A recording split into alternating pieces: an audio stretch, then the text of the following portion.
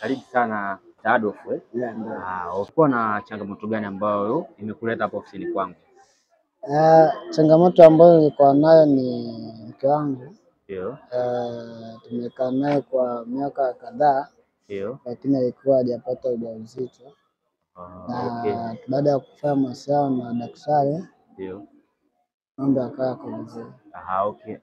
Ni muda gani uko naye kwenye ndoa na ameshindwa kupata ujauzito? Na miaka mitano hivi. Miaka mitano eh? Okay, sawa. Na mlienda kufanya vipimo mkaambiwa changamoto ni nini? Changamoto na baada ya kufanya vipimo, Ndio.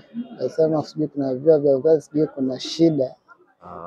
Baada ya kutumia dawa nyingi kwa kwamba alikuwa na changamoto. If you want to cleanse your uterus and if Okay, sawa. Na tulionana wapi hadi ukaja hapa ofisini? Tulionana kwenye mtandao wa kijamii baada ya kupata naniliu tangazo lako kwa umeweka kwa kijamii. Ndio. Maana ulikuwa umeweka pale na namba za simu. Kwao tukapiga ile namba ndo tukapata mawasiliano. Okay, sawa. Ukiangalia umri wako umeenda sana. Unahitajika sasa hivi wewe umeshaitwa baba. Lakini yote ni mipango ya Mungu. Na imani kwa uwezo wa Mungu pia, na hii package kwanza itaenda kumsaidia ili aweze kupata mtoto. Sawa bwana mkubwa? Ndio. Ngoja nikukabidhi, hii ndio package yako Mr. Adolf. Karibu sana. Na imani maelekezo yako hapa.